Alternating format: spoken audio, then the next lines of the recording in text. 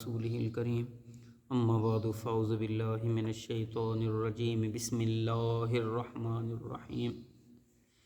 کل ہم نے حدیث مبارکہ پڑھی کہ وضو کی فضیلت اور وضو سے جن کے اعضاء روشن ہوں گے ان کی دوسروں پر فضیلت ہوگی، یعنی کہ جو اعضاء وضو کے اندر دھوئے جاتے ہیں ان اعضاء کی دوسرے اعضاء پر فضیلت ہوگی۔ ٹھیک ہے، اللہ پاک ان کو فضیلت دے گا۔ کیا فضیلت دے گا؟ کہ وہ قیامت کے دن وہ اعضاء روشن ہوں گے، چمک رہے ہوں گے۔ ٹھیک ہے، تو حضرت سیدنا ابو ہریرہ رضی اللہ تعالی عنہ آپ نے بھی یہ فرمایا کہ اگر کوئی بندہ یہ چاہتا ہے کہ اس کی سفیدی، اس کی چمک زیادہ ہو، تو پھر وہ کیا کرے؟ وہ اپنے اعضاء کے اندر طوالت کرے۔ ٹھیک ہے، یعنی کہ اگر اس نے چہرہ دھونا فرض تھا تھوڑی کے نیچے تک، تو اس کو چاہیے کہ سفیدی کو بڑھائے، زیادہ کرے، یعنی کہ گردن تک دھو لے، گردن بھی ساتھ میں دھو لے۔ ٹھیک ہے، کوہنیوں سمیت ہاتھ جو ہے نا، کوہنیوں تک یہ دھونا یہ فرض تھا۔ ٹھیک ہے، تو جو طاقت رکھتا ہے اس کو چاہیے کہ اپنی سفیدی بڑھائے، یعنی کہ کندھے تک لے جائے۔ ٹھیک ہے، اس طریقے کے ساتھ پاؤں میں تو وہ ٹخنوں تک دھونا یہ فرض تھا۔ اب جو چاہتا ہے کہ قیامت کے دن میرے اعضاء، ٹھیک ہے، سفیدی میری زیادہ ہو، اعضاء کی سفیدی زیادہ ہو، تو پھر وہ ٹخنوں کی بجائے وہ گھٹنوں تک تو دھو لے۔ ٹھیک ہے، تو جو اعضاء جتنے دھوئے گا، ٹھیک ہے، جہاں تک دھوئے گا، ٹھیک ہے، وہاں تک وہ اعضاء قیامت کے دن چمک رہے ہوں گے، ان کی سفیدی زیادہ ہوگی۔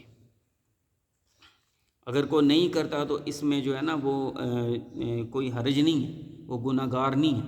ٹھیک ہے، ہاں اتنا ضرور دھوئے کہ جس کا حکم جو ہے وہ قرآن مجید میں آیا ہے یا حدیث مبارکہ میں کہا گیا ہے۔ ٹھیک ہے، کہ اتنے اعضاء کا دھونا یہ فرض ہے۔ ٹھیک ہے، اتنے اعضاء کا دھونا یہ سنت ہے۔ ٹھیک ہے، تو جو سنت پر عمل کرے گا اس کو اجر و ثواب زیادہ ملے گا۔ ٹھیک ہے، فرض پہ اگر وہ کرتا ہے وہ تو کرنا ہی کرنا ہے، کیونکہ اگر اللہ کے احکامات کو مانے گا، ٹھیک ہے، تو پھر اس کو اجر ملے گا، اللہ اس سے راضی ہوگا۔ جب اللہ پاک راضی ہوگا تو اللہ پاک کے راضی ہونے کا جو ہے نا وہ کیا انعام ہے؟ جنت۔ اور اگر وہ اللہ کے احکامات کو نہیں مانتا، ٹھیک ہے، تو پھر اللہ تعالیٰ ناراض ہوگا، اور اللہ تعالیٰ کو ناراض کرنے کی جگہ کون سی ہے؟ وہ دوزخ۔ ٹھیک ہے، تو اس لیے ہمیں اللہ کی رضا کی خاطر، ٹھیک ہے، ہر نیک کام کرنا چاہیے۔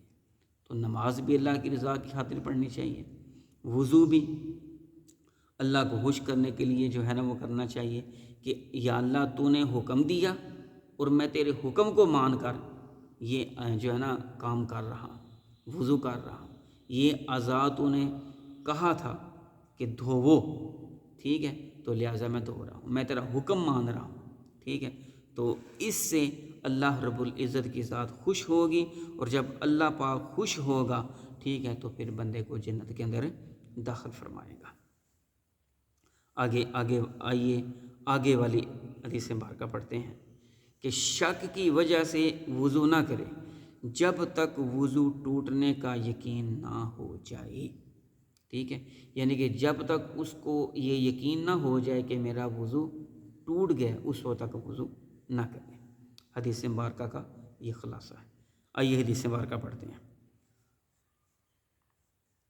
عباد بن تمیم فرماتے ہیں ان کے چچا نے رسول اللہ صلی اللہ علیہ وآلہ وسلم سے ایک مرد یعنی کہ شخص کی شکایت کی جسے وہم رہتا ہے کہ نماز میں کوئی چیز یعنی ہوا کے خارج ہونے کو محسوس کرتا ہے۔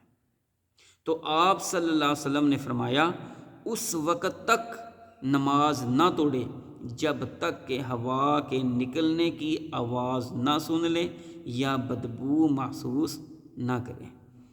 یعنی کہ وہ کیا فرماتے ہیں؟ حضرت عباد بن تمیم وہ فرماتے ہیں کہ ان کے چچا جو ہے نا انہوں نے رسول اللہ صلی اللہ علیہ وسلم سے ایک شخص کے متعلق جو ہے نا وہ پوچھا کہ فلاں شخص جو ہے وہ اس کو گمان رہتا ہے، اس کو وہم رہتا ہے، ٹھیک ہے، تو آپ صلی اللہ علیہ وسلم نے فرمایا کہ وہ اس وقت تک نماز نہ توڑے جب تک کہ وہ ہوا کے نکلنے کی آواز نہ سن لے، ہوا کے خارج ہونے کی آواز نہ سن لے، یا پھر اس کی بدبو جو ہے وہ محسوس نہ کرے، اس وقت تک وہ نماز نہ توڑے۔ یعنی کہ جس وقت اس کو یقین ہو جائے کہ میرا وضو ٹوٹ گیا ہے، اب وہ نماز توڑ دے اور جا کر وضو کرے، وضو کر کے دوبارہ آ کے نماز ادا کرے، ٹھیک ہے۔